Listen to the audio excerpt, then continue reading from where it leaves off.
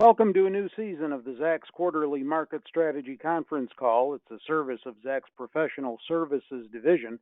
And if you're a first time attendee, this is a live conference call that features Zacks strategists providing their analysis of the latest issues and trends affecting investors, the market, and the economy, both globally and here in the U.S.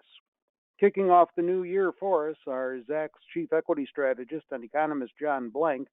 Taking his annual look ahead, among other things, John's going to delineate five major stock market themes from last year that remain relevant here in 2021. And Zacks Research Director Sheraz Mian looks at the overall Q4 earnings picture and provides his expectations for the new year looking ahead as well. So if you have any questions for either of our panelists, don't feel bashful to type them into the message field at the right of your screen.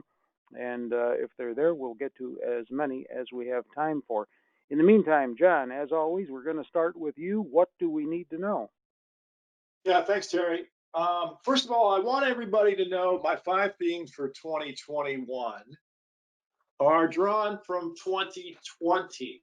Uh, my thinking is a lot of time in the news media has taken, rightfully so, the exposure to the change of administration in the United States, and that has been a very significant event, and it's behind us as of yesterday. So I'm not going to focus on that, and I think that's what people will term recency bias, meaning we're going to focus on what's happening right now and lose sight of a longer stream of events that's still playing out in 2021.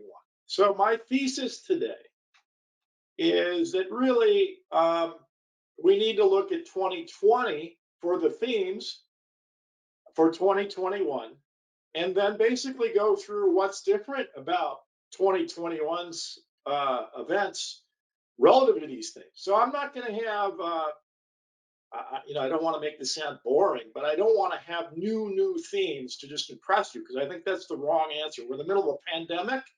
Pandemic started in March. It's 9 months in, and clearly this thing is going to be roiling and rolling forward for this entire year. So I think the themes are totally consistent. So, Adam, if you go to our first slide, I'll get it going here.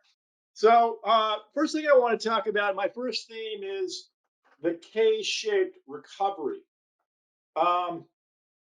K-shaped recovery is a real thing. And we really, the roots of the K-shaped recovery go all the way back to 2008, not really 2020. But we're seeing a cyclical angle to the K-shaped recovery. And this is kind of giving you the picture of the actual underlying economies of the world that are in advanced countries where we all trade stocks and bonds. So the basic point I want to point out within this first picture is that you have anywhere between 20% declines in activity to 60% declines in activity back in March.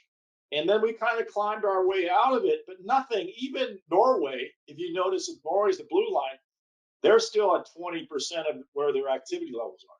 So the entire world economy is in a drastic reduction of activity. Obviously, we know that this is not a recession so much as a suppression because they're suppressing activity so we can have less mobility and interact less and get less virus. So the basic point is all this cranked down and got worse in December. So the Q4 numbers that Sheraz is going to point out to later on today are going to include this big drop off you can see in December. Although it was fairly late in the year, as you can note, middle of December, more than late December before the shutdowns really took place. So it will be interesting to see how that earnings picture affects us. But Adam, can you go to the next slide, please? All right, this is the reason not to worry. This may be the number one slide we need to talk about today. And I'm going to put a fair amount of effort into pointing out this is not the Fed. This is the G10, meaning this is all 10 major advanced countries. And the first thing to note is in the G10 experience before the financial crisis of '09, balance sheets were around 5% of GDP. That is, basically 5 trillion or 5%. I guess it looks like 10% in this picture. But basically, the world's major banks did the standard thing central banks did in a previous life, which was just to raise and lower interest rates, and their balance sheet was really just there for those operations. As you can see in '09, we began what people now call quantitative easing, but really what it is dependence of the Federal Reserve systems of the world on treasuries, and treasuries now run central banks. I mean, I don't think that's a public, palatable public statement. I'll make it here, though. The central banks are not independent anymore. They are dependent because they're basically becoming warehouses of massive trillions of dollars of debt. If you wonder why the government's getting away printing trillions of dollars of debt, because the central bank is printing trillions of dollars of money. And so this is obviously a very inflating scenario. And if you thought we were done with this and you had the idea that we're going to scale out of it, you can start to see that it went sideways in about 2017 for about 3 years. That's your event of tapering. It didn't amount to anything. But that period from 2017 to 2020 is where the stock market in 2018 did go sideways and did go down. So with any tapering of this stuff, it's going to blow up the bull market. So first point out, we got to pay attention to this as our first bull market, not fundamentals. That's why today I'm not going to talk about fundamentals. It's clearly not driving the stock market, so it's not as important. So theme number one is it's a K-shaped economy. And theme number two is don't worry, the Fed still has your back. The Fed will have your back through the end of 2023. So first point out, let's not worry about, I don't want to pour water over Sheraz, but Q4 numbers are not going to matter to this stock market. Let's go to the next slide. All right, so this is fascinating. This is the last 11 years of S&P 500 sector returns. A lot of people out there worried about the tech sector rolling over, and some of the underperformers, real estate, financials, and energy last year picking up.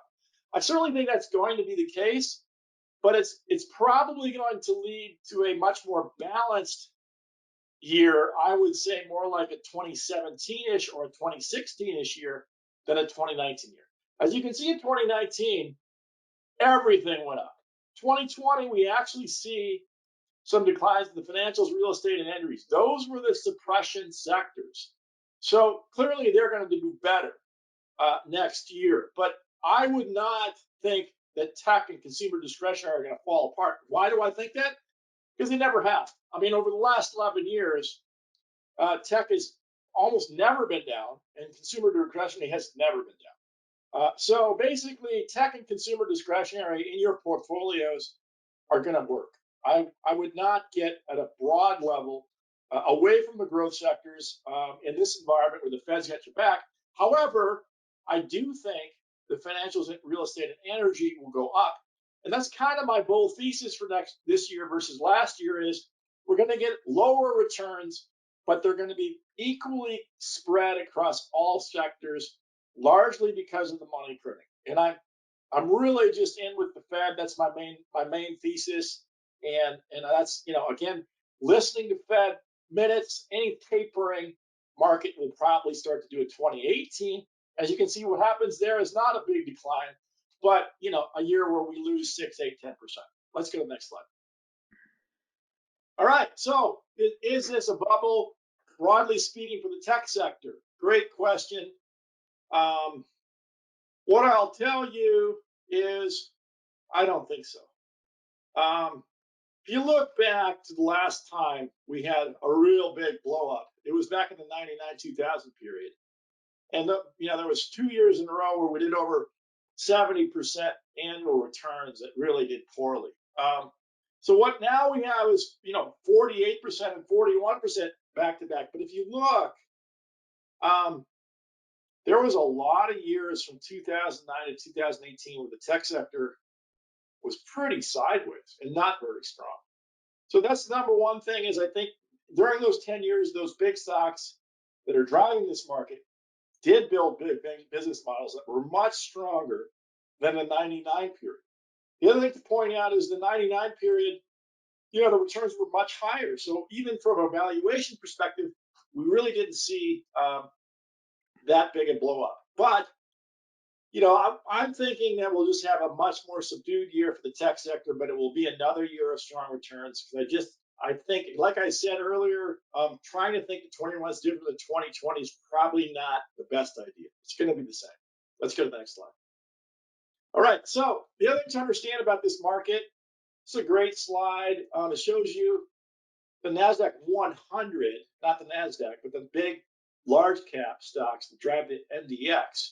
And what you're going to notice here is Apple, Amazon, Tesla, Microsoft, Google, and Facebook, and NVIDIA are 60% of what drove the NASDAQ. So what we need to understand about this stock market is not only is it not the economy, but it's also not this index that's really happening. It's 6 stocks that are being very heavily day traded by a lot of people. And it's working. They're not stupid. They're making outperforming returns. You can see those, Tesla 740%, Amazon 76%, Apple 80%. Every single one of those big stocks down in NVIDIA at 121, into PayPal at 116. They all did double the overall NASDAQ. So the point was, outperformance came by playing a few hands.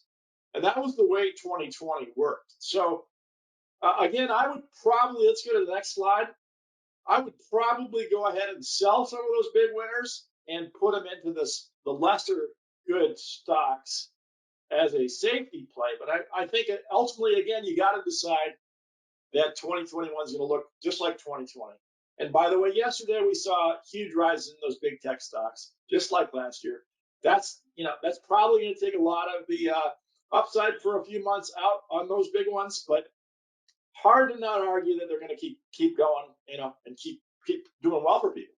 So here we got 2020 asset class returns. This is a great chart for an asset allocator investor. And what you can see is the money printing for sure. Look at what happens to 18 asset classes from 2016 to 2020. We have 5 years of material. When the thing rolled over in 2018, every single asset class other than cash, which is not relevant, went down. The other 5 years, every single asset class went up. And this is money printing 101. Money printing 101 is asset inflation. You have incredibly low interest rates, lots of liquidity, and everybody buys everything, not only stocks, but everything. So this is driving most of the Bitcoin bubble. But it's not just the Bitcoin bubble. You can see this thing just makes everything work. And it's a big issue. But we're on an equity strategy call. So the bottom line with this is the high probability event for 2021 is 2020. Another full grain year with nice returns. Let's go to the next slide. All right, international returns. I just want to point out the S&P 500 out there is 7th down from a lot of little countries: Denmark, South Korea, Taiwan, Netherlands, Sweden. That was a low virus count story. Some people played the low virus count story. Now here is one place where I will begin to have a different story for 2021 than 2020. For number one, I think the S&P is going to be another strong stock, and certainly going to work. I think some of these small countries will continue to do pretty well, but for different reasons, because they're going to be able to run out their vaccines, which I think the best example is Israel, which is down there in the 12% category. They're going to do great, and they're going to join those big players because they're doing an amazing job with their vaccination programs. So the entire world is going to follow Israel up in their vaccination. And this actually is an administrative thing for the United States. We do have a new administration. We will get better at vaccinations, and we will learn from Israel doing it. So you say, okay, great. Even Germany here, you can see Wasn't a great stock last year, but I think these types of players, Australia's, the Canadas, the Hong Kongs, the Germanys, even China, they're going to have good years because vaccination programs are going to be harder to do in bigger countries, but they are going to get done, and the market's going to buy them before it happens. So this is a chart that's going to change. I think the strength in the international market is going to be there, and it's going to be much broader because I think bigger groups, bigger ETFs, bigger countries are going to do better this year than last year. Let's go to the next slide. Okay, Bitcoin. Just want to point out from this slide, the last time we had a bubble was 2017 in Bitcoin, and it went down 2/3 over the next year and a half. This bubble is 3 times the size of that bubble. So I'm not a Bitcoin buyer at this point in time. If you own this stuff, you did a great job and just sell it. That's my point. I'm not into more on Bitcoin. That is different for me in 2021 again. This is the theme. Is Bitcoin going to be the big story in 2021? No, sell it, get out of this stuff. That just looks like we're going to go on another big face plant for a long stretch. That would be the high probability call. Let's go to the next one. Okay, Tesla. Again, Tesla is a bubble. We can argue about this, but if you owned it and you wrote it up, you got a 700, 800% return in your hands. Terrific, good for you. That's good momentum trading, and you did a good job. I just wouldn't get greedy. I get out of this thing. I don't think you're seeing a stock reflect the electric battery potential and all the big stories we're hearing out there. I just think this thing got day traded and it worked. And again, I could take the name Tesla off this chart, put on Bitcoin, and frankly, nobody would know which chart was which if you covered the axis. So that's not right. Bitcoin and Tesla are not the same thing. And they're just showing us what the Fed money printing does, which is you can get these bubbles really get out of control. There's a little different social media bet that I think, also plays a role in Tesla and Bitcoin. People, gin up and promote just a few things very well through social media. Tesla is clearly one of them. Bitcoin is clearly the other. And these two you're just showing you what happens. But again, just being a smart investor and thinking about making money, just sell this thing and move on. Let's go to the next slide. All right. This is the story. It's great to remind yourself of what happened after the shutdowns. It wasn't all bearish. What people did for stock traders is they got online and traded stocks. And it was a really good year for stocks because of this. And you can see the retail trading growth just exploded, 300% up. We certainly saw it at Zacks. We certainly saw it in all our page views and everything. So it certainly happened. And I think part of it was the shutdown. Part of it was the money printing, and part of it was the collapse in retail trade transactions. They're now basically free. That's why Schwab didn't really leave California because it wanted to. It left California because it had to, because it doesn't have any trade transaction fees anymore. They merged with Ameritrade, moved to Texas, because that's where that market went. And that also drove all these apps and all these trading flappers through the roof. So again, I think this probably stays with us because I think the driver is the money printing, is the low transaction fees, and we're still in this COVID thing. So this is another thing that's bullish stocks because people are just in and playing. Let's go to the next slide. All right, the last of my talks, and before I hand it over to Sheraz, is about the small caps. This is a theme that you can see. They were riding up with the large caps. It wasn't until the election that they moved ahead of the large caps. So the small cap trade really was a Biden trade. And the idea is, of course, that they're going to do a better job with the vaccination programs. And that's going to take the economy up quicker. And the economy that's going to go up is the smaller companies. And also there's going to be better interest rates, more inflation, and that's going to be good for the small banks that are the Russell. So I like this trade still. I still think the small cap Russell IWM is a place to be. I don't know if I go further than the IWM in terms of my asset allocation. I think it's just play Russell, make money, outperform that way. It's a good trade, and it's going to be good for, as far as I can tell, for all this year, because truth about the Russell is the Russell went sideways for 2-3 years before this chart. If we rolled back further, we'd see the Russell has a lot of ground to catch up on, and it's going to do it. So my final point was, stick with the Russell, stick with your small caps, large, growth or value, still going to work. And with that, I'll hand it over to Terry and Sheraz and step out of the way. Hey, John, I just wanted to follow up. I have to ask, it's an obvious question from a reporter's standpoint. At this point, do you see anything possibly lurking in the shadows that might cause the markets to deviate from moving on these 5 themes? Terry, I don't. The way to get something to happen is something big has to happen. And then something big has to happen is governmental. So the Fed has to get out of the way. The G10 has to get really different. And they're out of the way until the end of 2023. But they're not the players that are going to get in the way. And the other is the stimulus story. Do I think we're going to get more or less of that? With the Senate falling into 50-50 territory with the Congress, that kind of takes out the other bear thesis that I might have had, which is the stimulus doesn't happen. But by and large, Terry, I'm not saying this coast is clear. I guess the way this thing doesn't do well is not really a bear market and a big blowout, but we just stagger around because the valuations are too big. And it's entirely possible we get a 2018 year where it goes sideways. But it's more correction that I worry about than a colossal sell-off. Okay, John, thanks for all of that information. Sheraz, your turn now. I believe I heard John say Q4 earnings aren't going to matter to the market. That's right. I believe that means that they're baked into the market already. But the Q4 earnings season got off to a solid start. I mean, the first week here saw a high proportion of beats from S&P 500 companies that exceeded EPS estimates. So, do you agree with John?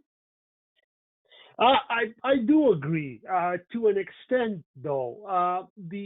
Each reporting cycle, when companies start reporting results, it's a backward-looking exercise where they tell us how their books look for the last 3 months.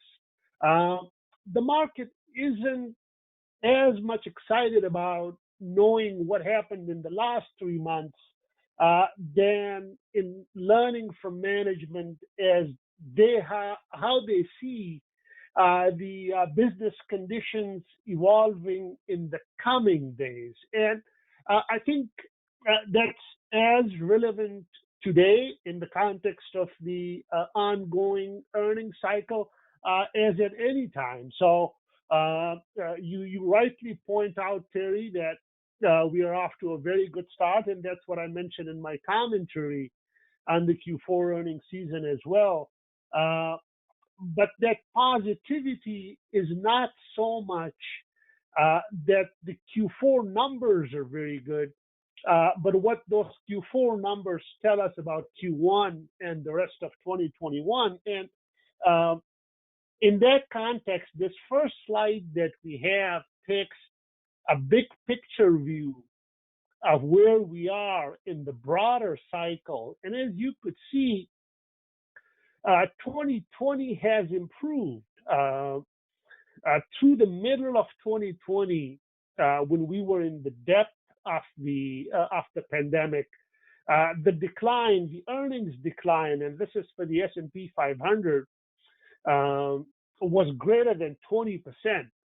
So as the economy opened up, even though the pandemic remained with us, we started seeing a turnaround on the earnings front, with revisions turning positive from July onwards. And folks who regularly follow my writings on the aggregate earnings front will notice that estimates from July 2020 onwards have been steadily going up. So as you could see here, we have a very strong rebound baked in for 2021 and also for 2022, and we'll go into some of the details as to where their growth is coming from. But as you look back a bit to 2019 and before that, the 2018 is the tax cut bump that we got. 2019, we essentially remained flat with no major gain or loss. And then obviously the pandemic happened. So let's go to the next slide. And this is the same slide, the same view of earnings, but in absolute numbers. So the 2020, this is $1,181 billion, for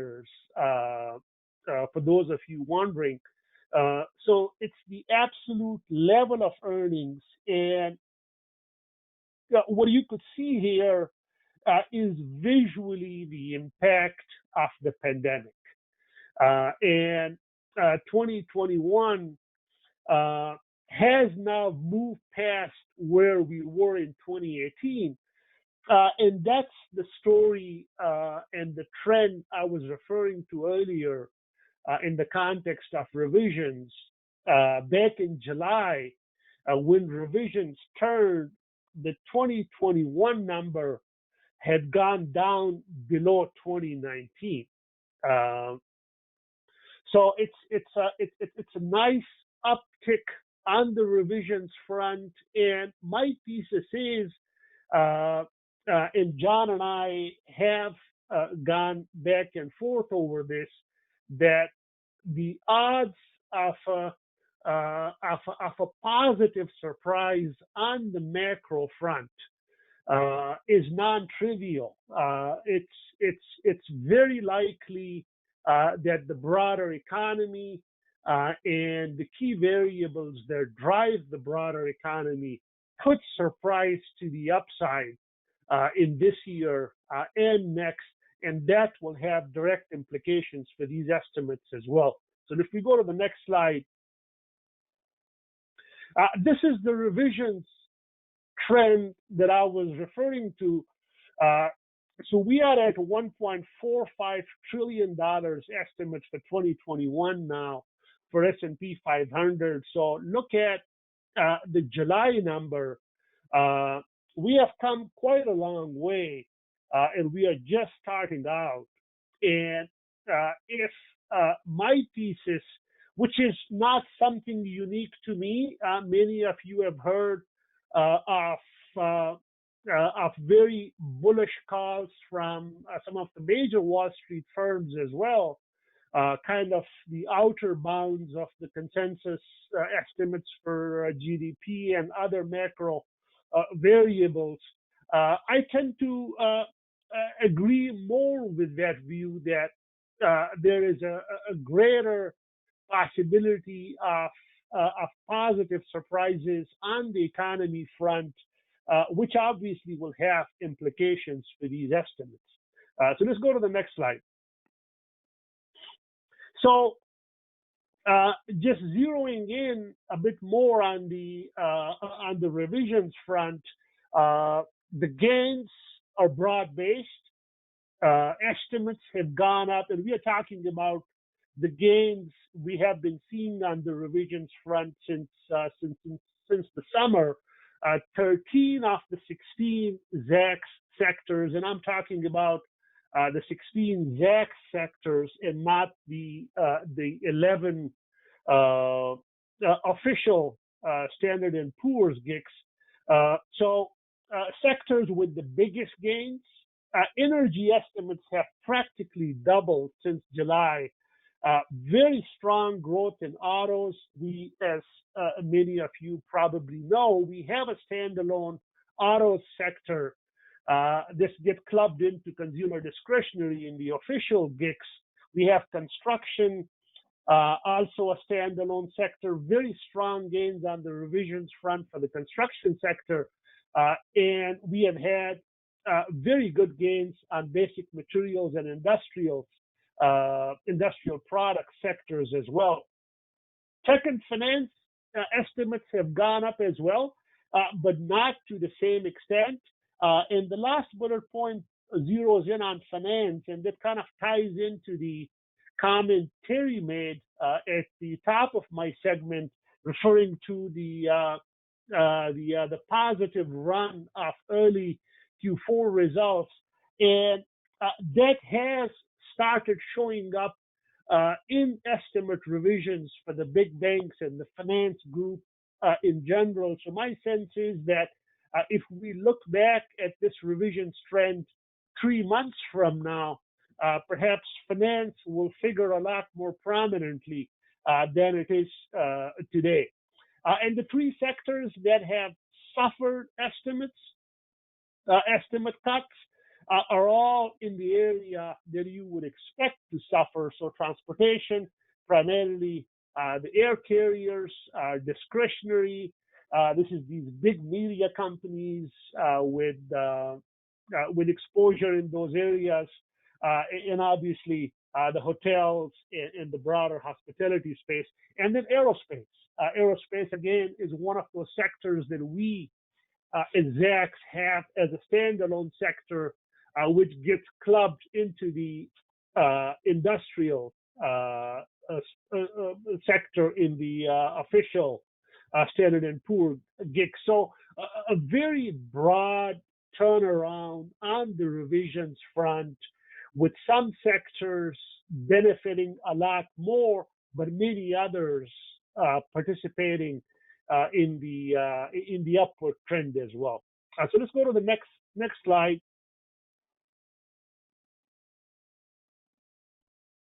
So where is the 2021 growth expected to come from?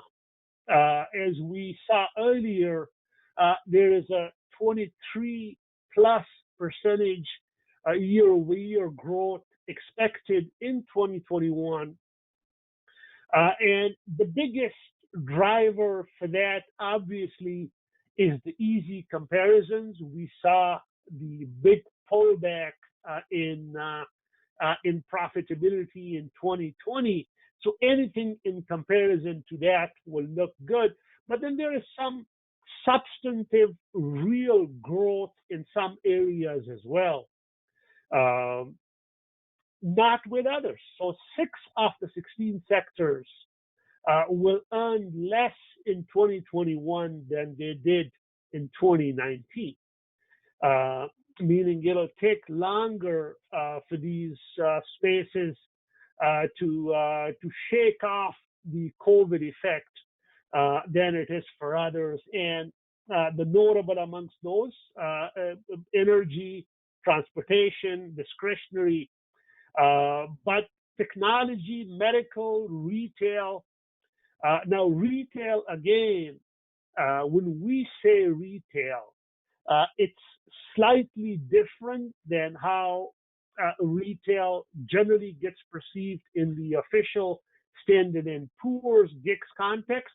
We have Amazon in retail, and we have a whole bunch of the other e-commerce players in the retail sector as well. So autos, materials, they have a real gain in 2021 earnings growth, not just easy comparisons. And we have spotlighted the tech sector earnings growth here. As you could see, last year was essentially flat for the technology sector. And this year, while everyone else, and this year I mean 2020, while everyone else suffered as much as they did in the data we shared earlier, tech was essentially flat, and we have very strong double-digit gains expected in 2021 and 2022. And this ties into what John was discussing earlier, that the outlook you have for 2021 doesn't necessarily require for tech to pull back. Tech doesn't pull back. It's a broad space. It has many areas that are enjoying very strong secular growth momentum, which we saw was sustainable during the pandemic, and we know will be in place in the post-pandemic period as well. So if we go to the next slide, we will focus on a little bit on the ongoing Q4 earnings season. As I mentioned, that I agree with John's statement that the numbers for the last quarter of 2020 don't necessarily mean a lot to what stocks will do in January and February 2021. But the numbers and management's commentary about how they see business conditions evolving in the first quarter and beyond will tell us a lot. Banks are off to a good start, and a lot of that, as most of you know, is because of the reserve releases that they were building in the first three quarters and have now started releasing some of those that has direct bottom line implications for these companies. But the positive aspect is not that they beat estimates or the growth has turned positive for some or many of these players. It is in these conservative institutions' outlook that they don't see much need for building those reserves or maintaining those reserve levels, and their decision to start releasing them, which has read through for the broader economy and for many other sectors, which in my judgment is a positive read on the start of the earnings season. The market will be looking for how the revisions trend, the positive revisions trend that we discussed earlier, will remain in place. Does it remain stable? Does it accelerate? As I'm hoping for. Net, there should be more clarity and visibility because we are at a much different stage in the pandemic than what we experienced over the last 9 months. And all of that will have implications for how the estimates trend evolves in the coming months. My sense is that by the end of the first quarter, we will have reached a sufficient critical mass on the vaccination front that the hope for positive surprise on the macro front that I mentioned earlier, we could start expecting that to start showing up in estimates. We go to the next slide.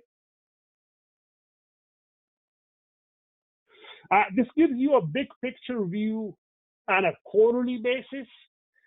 So Q4, as you could see in the middle, 6.4% earnings decline on essentially flat revenues. When all is said and done, and given how the finance sector has proceeded thus far, my sense is that we'll be in positive territory by the time we close the books on Q4. But see the very positive outlook and very strong rebound expected in the coming quarters. A big part of that is easy comparisons, as we pointed out in the context of the annual expectations. But then there are, at the granular sector level, a number of areas where we have genuine strong growth. Technology was one of them. And retail, medical, construction, autos were some of the other areas that we flagged earlier. If we go to the next slide.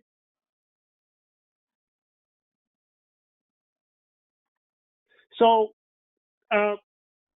just focusing more on the what is expected for Q4 right now. As I mentioned, the 6.4% decline currently, it is down significantly from what it was 3 months ago. And my sense is that by the end of the Q4 reporting cycle, we'll be modestly in positive territory. The energy is a big drag, as it has been throughout the pandemic. The decline is a lot less bad on an ex-energy basis. Finance is pushing in the opposite direction, and on an ex-finance basis, the growth picture deteriorates. Tech earnings are expected to be flat, with the more cyclical hardware and semis spaces having tougher comparisons, with the software and services part of the sector offsetting that growth. So if we have unusually stronger numbers from the Googles, Microsofts, and the Facebooks of the world, we could have a pretty strong number from tech. And tech, given its size in the overall index, along with finance, does a lot more to move the needle than construction or energy or some of the others. So sectors with the stronger growth expected, you could see in this summary picture, it looks a little busy, but it shows you the Zacks 16 sectors, and you could see autos at 85% is a very strong grower. And then you could see at the bottom, the S&P 500, 6.4%, earnings decline, 0.5%, revenue growth, 80 basis points, and margin compression. So if we go to the next slide. So this is an image of how the earnings outlook for the current period, for the 2021 Q1 quarter, is evolving. And as you could see here already, since early December, estimates have moved up a fair amount. And my sense is that from next week onwards, when the reporting docket really expands beyond finance, we will see this accelerate in a meaningful way. And as I mentioned earlier, my outlook is that beyond Q1, once we have greater numbers on the vaccination front, we could start expecting the positive surprises on the macro front, which should accelerate the revisions trend as well. That ends my my presentation. Shiraz, I just want to follow up here, and then I'm going to get to a listener question. So quickly, do you think the size of any fiscal stimulus is going to impact corporate profit growth going forward into the year? Sure. So it's spending, which has implications for the broader economy. The revenue growth and broader economic growth move in sync with each other. These are global companies, and we are talking about global economic growth. But the U.S. is a big part of the global economy, and if we have a greater expansion on the fiscal front, that has implications for economic growth, and that'll have implications for S&P 500 revenues as well. So here is a client question, and John, we might want to come to you first on this, but Shiraz, certainly welcome to weigh in. What, if any, risks do you see with international relations this year or further out during the Biden administration? And is there a concern about other countries pushing their objectives to the detriment of the U.S. economy? Wow, that's a very articulate question, and I'm glad someone threw it out there. So, number one, the Biden administration is run by a vice president of 8 years standing who's been a long time foreign affairs expert. And Tony Blixen, his Secretary of State, is a very safe pair of hands. who will most likely enter, we've already seen with the executive orders, enter international alliances and enter dialogue with those that were not in alliances. So obviously the big kahuna is the trade war with China and what the government does about that. My expectation would be, again, you saw the Chinese go after 25 prior associates of the prior president. That's telling you that they're going to try to win favor with this one, as opposed to getting mad at someone who's gone is kind of easy stuff. Doesn't matter a lot. I wouldn't take that to mean they're going to fight with this one. I think they're going to try to cozy up with this one and try to work out a better deal. So what does that make for stocks? I mean, it makes actually, again, to Sheraz's point, kind of a positive surprise where they negotiate down the tariffs as a quid pro quo to improving trade relations, and that kind of benefits us. The real nasty scenarios are in North Korea, which is kind of worse for us now because Biden will be more aggressive and less patient. The other place you can get some issues in Hong Kong. Clearly, they got to come up with a Hong Kong policy that's going to be different, and that Chinese will not like that. And then you've got Iran, but I assume the Iranian situation will actually get better. So my focus would be on China, and I'd be more leaning towards a positive surprise than a negative one there. Okay, John. Thank you for addressing that question. Thanks to the listener for even sending that in. We appreciate it. As you can tell on your screen, we have to wrap up another call. We're coming up against the clock as we normally do. I want to thank our panelists, John Blank and Sheraz Mian, and we hope you found their presentations informative. And to the listener who also sent in the question about handouts, as you can see on your screen, any questions or requests for the PowerPoint that was used in this presentation, either by John or Sheraz or both, you can just email pro at Zacks.com. And if you're not already on the email alert for John's reports and Sheraz earnings reports or any other market research reports that you may want, you can request them at that same email, pro at Zacks.com. Also contact your ZRS representative directly. And I believe you can also access the charts from today in the GoToWebinar Council. One other programming note, I think I heard before the call started that the Professional Services Division was going to make a conference call on investing in Bitcoin available to their clients a little bit later today.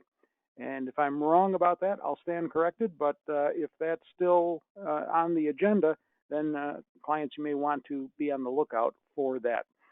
And in the meantime, we hope that everyone is still doing as well as they can during this continued challenging time. I know everyone here at Zacks is doing what we can to service each of you as we are all working remotely. Thank you for your understanding. And also, thanks for joining us today. Feedback always welcome. In fact, after you close out the webinar, you might be prompted to fill out a 1-minute survey. We appreciate if you would take the time because we use that feedback to improve on the quality of content for future calls. As always, look forward to the next time we're all together on the call.